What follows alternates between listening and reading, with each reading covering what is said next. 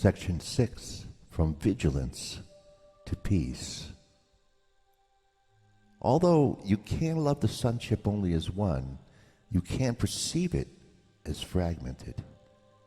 It is impossible, however, to see something in part of it that you will not attribute to all of it. That is why attack is never discrete, and why it must be relinquished entirely. If it is not relinquished entirely, it is not relinquished at all. Fear and love make or create, depending on whether the ego or the Holy Spirit begets or inspires them. But they will return to the mind of the thinker, and they will affect his total perception. That includes his concept of God, of his creations, and of his own. He will not appreciate any of them if he regards them fearfully. He will appreciate all of them if he regards them with love. The mind that accepts attack cannot love. That is because it believes it can destroy love and therefore does not understand what love is. If it does not understand what love is, it cannot perceive itself as loving. This loses the awareness of being, induces feelings of unreality, and results in utter confusion. Your thinking has done this because of its power, but your thinking can also save you from this because its power is not of your making. Your ability to direct your thinking as you choose is part of its power. If you do not believe you can do this, you have denied the power of your thought and thus rendered it powerless in your belief.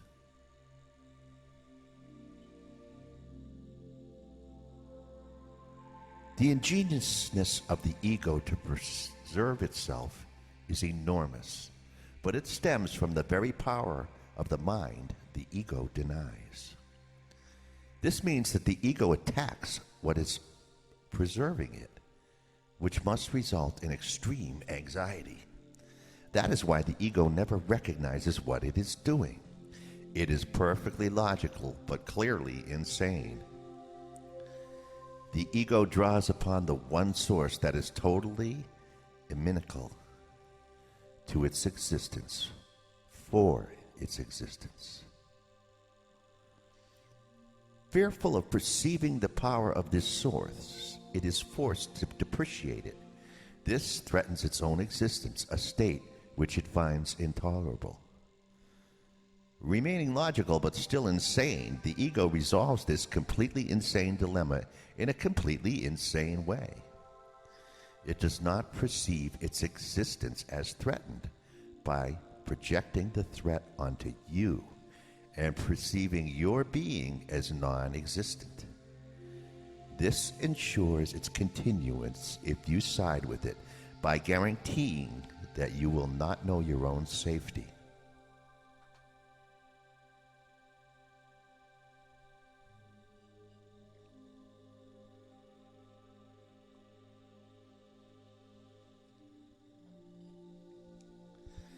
The ego cannot afford to know anything. Knowledge is total, and the ego does not believe in totality.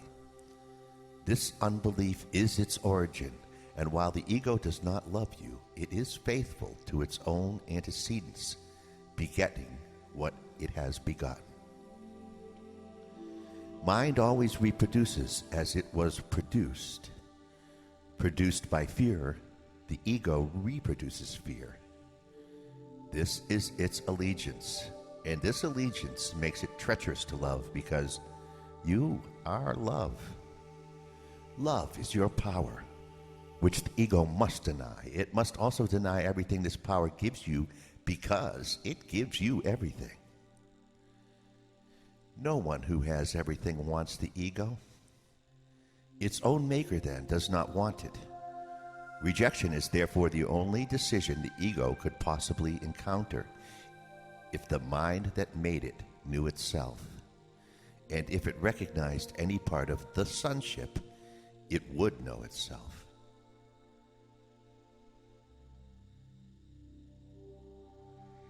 The ego, therefore, opposes all appreciation, all recognition, all sane perception, and all knowledge. It perceives their threat as total because it senses that all commitments the mind makes are total. Forced, therefore, to detach itself from you, it is willing to attach itself to anything else. But there is nothing else.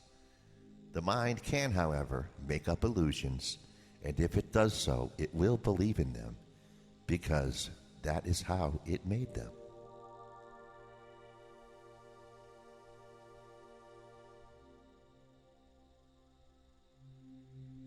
The Holy Spirit undoes illusions without attacking them because he cannot perceive them at all. They, therefore, do not exist for him. He resolves the apparent conflict they endanger by perceiving conflict as meaningless. I have said before that the Holy Spirit perceives the conflict exactly as it is, and it is meaningless. The Holy Spirit does not want you to understand conflict. He wants you to realize that because conflict is meaningless, it is not understandable. As I have already said, understanding brings appreciation, and appreciation brings love. Nothing else can be understood because nothing else is real, and therefore nothing else has meaning.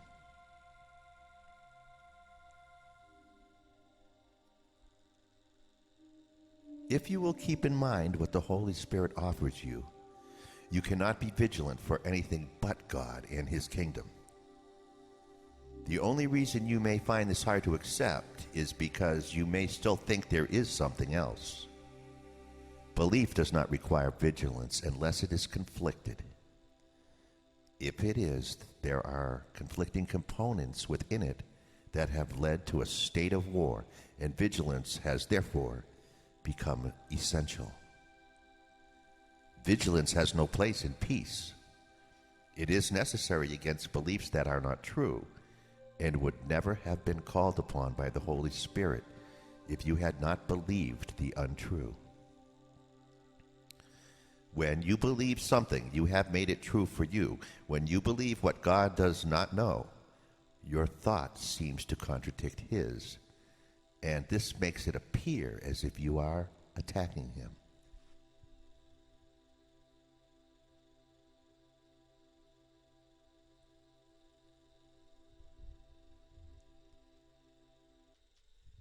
I have repeatedly emphasized that the ego does not believe it can attack God and tries to persuade you that you have done this.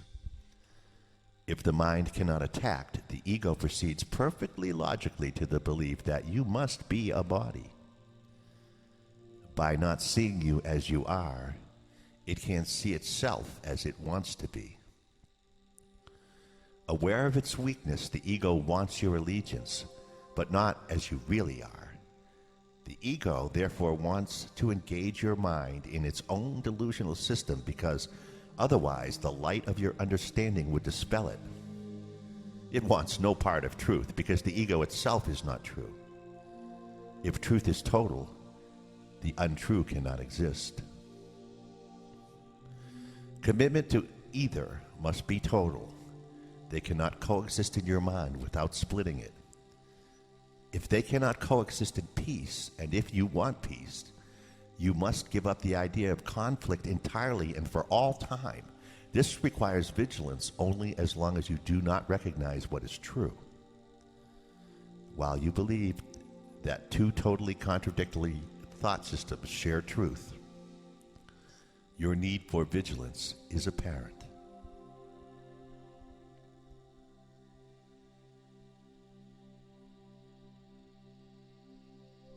Your mind is dividing its allegiance between two kingdoms, and you are totally committed to neither. Your identification with the kingdom is totally beyond question except by you when you are thinking insanely. What you are is not established by your perception and is not influenced by it at all. Perceived problems in identification at any level are not problems of fact. They are problems of understanding, since their presence implies a belief that what you are is up to you to decide. The ego believes this totally, being fully committed to it. It is not true. The ego, therefore, is totally committed to untruth, perceiving in total contradiction to the Holy Spirit and to the knowledge of God.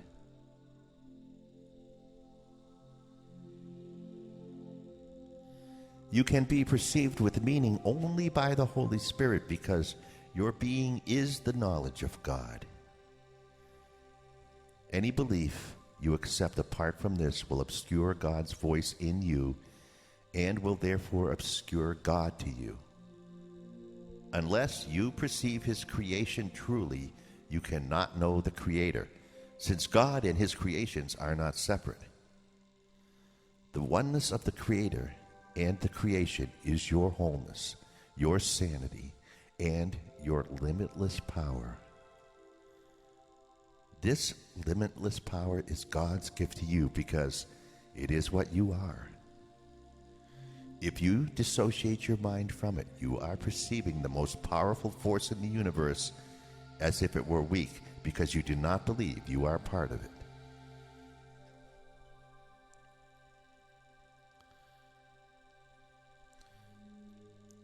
Perceived without your part in it, God's creation is seen as weak, and those who see themselves as weakened do attack. The attack must be blind, however, because there is nothing to attack. Therefore, they make up images, perceiving them as unworthy, and attack them for their unworthiness.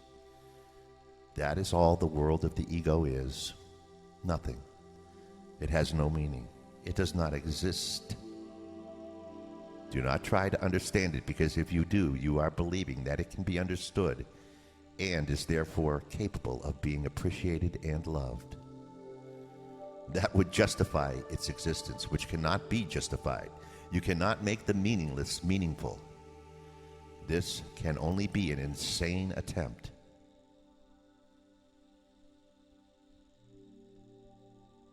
Allowing insanity to enter your mind means that you have not judged sanity as wholly desirable. If you want something else, you will make something else. But because it is something else, it will attack your thought system and divide your allegiance. You cannot create in this divided state, and you must be vigilant against this divided state because only peace can be extended. Your divided mind is blocking the extension of the kingdom, and its extension is your joy. If you do not extend the kingdom, you are not thinking with your Creator and creating as He created. In this depressing state, the Holy Spirit reminds you gently that you are sad because you are not fulfilling your function as co-creator with God, and therefore depriving yourself of joy. This is not God's choice, but yours.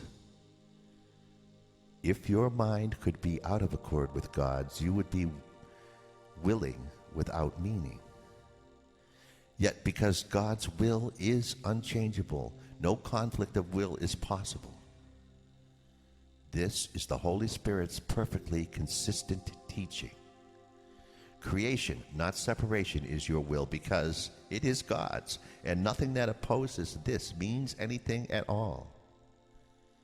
Being a perfect accomplishment, the sonship can only accomplish perfectly, extending the joy in which it was created and identifying itself with both its creator and its creations, knowing they are one.